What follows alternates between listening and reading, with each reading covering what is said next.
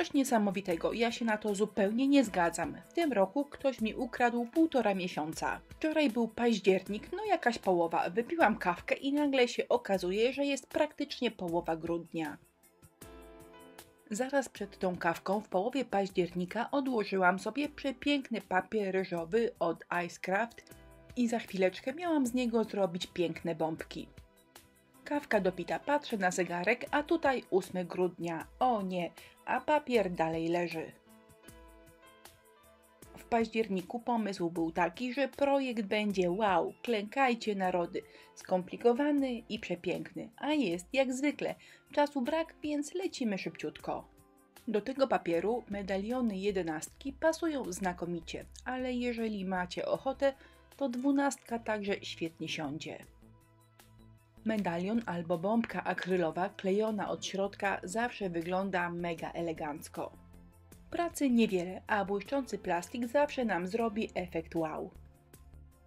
Babeczki, znamy się od lat, wiecie, jestem patentowany i szybciej dam sobie rękę obciąć, niż będę bombkę lakierowała i szlifowała 15 razy, żeby miała taki cudowny błysk. Wszystkim szlifującym zazdroszczę szczerze cierpliwości, ale u mnie to po prostu nie przejdzie. Żeby papier ryżowy ładnie wkleić do bombki albo do medalionu, trzeba go trochę ponadrywać. Miejsca rozdarć dobieramy tak, aby później klejone na zakładkę nie były widoczne. Wnętrze smarujemy klejem, przykładamy grafikę i wszystko od środka wygładzamy jeszcze raz klejem. Wygląda tak sobie, ale gdy wyschnie, powinno wyglądać dokładnie tak.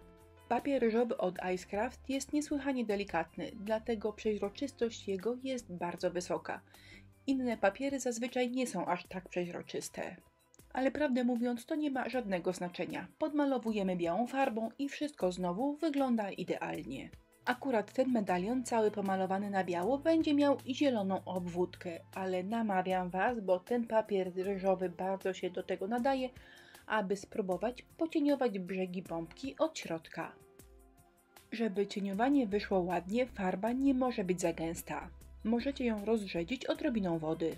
Albo druga opcja, która naprawdę świetnie się sprawdza, to ta gąbeczka, którą maluję, powinna być wilgotna.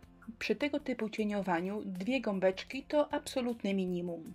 Jeżeli macie trzecią, to świetnie. Jedną nakładacie kolor biały, drugą zielony, a trzecią łączycie te 2 kolory razem. A jak nie macie 3, no to tak jak ja, rzeźbicie 2, trochę jedną, trochę drugą. No i jeżeli farba jest rozrzedzona albo pędzelek wilgotny, to jeszcze chwilę macie czasu, żeby sobie te kolory ładnie ze sobą wymieszać. Wasze bombeczki, więc cieniowanie robicie jak chcecie. Może być delikatne jak przy pierwszej mojej bombce, albo mocniejsze jak przy kolejnej. Ciemniejsze, jaśniejsze, wszystko jedno, a jak wyszło trochę paszteciarsko, to nie szkodzi. I tak na te pasztety damy później zawijasy konturówką. Bombki suszymy, a potem składamy. Wystarczy je ścisnąć, nie trzeba sklejać. One będą się w ten sposób ściśnięte, znakomicie trzymały. Żeby taki paseczek wyszedł równo, trzeba go sobie po prostu wcześniej narysować. No cóż, z lenistwa na szybko walnęłam go od ręki, więc 15 razy poprawiałam, a i tak wyszedł krzywo.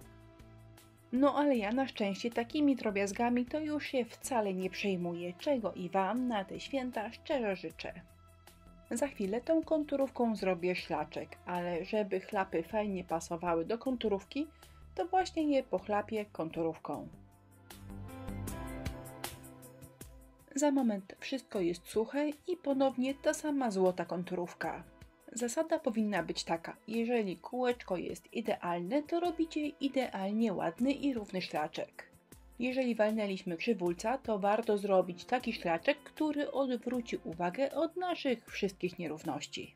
Albo możemy zastosować plan B, czyli wszystkie zasady mamy w nosie i robimy jak chcemy. Jak sobie patrzę na moje życie, to mam wrażenie, że plan B to moje drugie imię. Więc się umówmy, od dzisiaj nie mówcie na mnie Kasia, tylko Basia. I chyba w ten sposób w moim życiu wszystko znajdzie się na swoim miejscu. A zawijasy, które odwracają uwagę od wszystkiego, co nie ma być widoczne, wyglądają tak.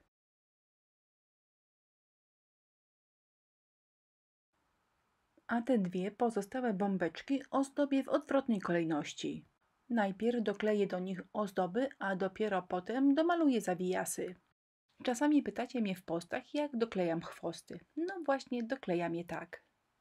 Po pierwsze przewlekam przez koronkę. Porządnie do niej przyklejam, a potem taką całość jeszcze przyklejam do bombki. Naprawdę trzyma to się znakomicie. To jest biała konturówka i ona jest najbardziej popularna ze wszystkich konturówek. Zaczynam właśnie od niej.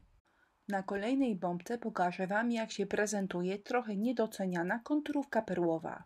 A na samym końcu pokażę dwa gotowe medaliony, jeden z konturówką białą, a drugi z perłową, żebyście sobie mogli porównać, jak one się prezentują na tego typu błyszczących bombkach. Jeżeli uważacie, że zawijasy konturówką wychodzą mi całkiem dobrze, to chciałam Wam powiedzieć, że właściwie umiem robić tylko takie zawijasy. Większe, mniejsze, bardziej albo mniej gęste, one naprawdę pasują do wielu prac. Nie mówiąc o tym, że uratowałam zawijaskami niejeden schrzaniony pasztet. Więc babeczki, robicie tak, kupujecie wino, wypijacie, rozluźniacie w ten sposób nadgarstek, a potem na tej pustej butelce ćwiczycie zawijasy. Poświęcacie na to jedną całą konturówkę i jedno całe wino, ale potem to już Wam zawsze te zawijasy wyjdą. A może na naszej grupie na Facebooku zrobimy takie wyzwanie. Zawijasy na butelce po winie. Co Wy na to? Ups, co ja gadam, albo nie, bo wyjdzie, że namawiam do złego. No dobra, a zawijasy zrobione konturówką perłową wyglądają tak.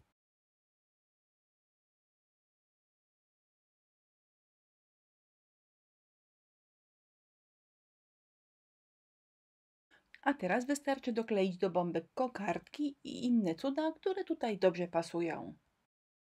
I dla jasności, to nie jest tak, że mi do prac wszystko pasuje. Dolny koralik specjalnie pomalowałam na kolor, który pasuje do całości, a listki, które widzicie u góry, te zielone, także zostały przemalowane, aby pasowały do wszystkich bombeczek. No ale ostatecznie wszystko dopasowane i sklejone wygląda tak. Tutaj była konturówka perłowa, a teraz konturówka biała. Białe frędzle jak zawsze zrobiłam sama. Zrobiłam także film o tym, jak zrobić frędzle, więc Wam go podlinkuję pod tym wideo. A teraz porównanie. W lewej ręce konturówka perłowa, a w prawej biała. Niestety perłowa w kamerze wypada trochę blado, ale na żywo wygląda naprawdę fajnie i subtelnie. A trzeci medalion to wersja na bogato z dodatkami ze złota. W tym wypadku frędzel jest gotowcem kupionym u nas na stronie Inspirello. Rzućcie przy okazji okiem na moje krzywe zielone kółko. Mam nadzieję, że zawijasy spełniły swoją rolę i ukryły skutecznie wszystkie krzywe brzegi. Bombki skończone. Niestety zamiast października mamy grudzień, ale mam nadzieję, że mi to wybaczycie. Dziękuję za uwagę. Zapraszam do naszej grupy na Facebooku. Naprawdę same super babeczki tam są i nawet kilku facetów. Dziękuję za uwagę i życzę wesołych świąt, choć mam nadzieję, że przed świętami się jeszcze usłyszymy.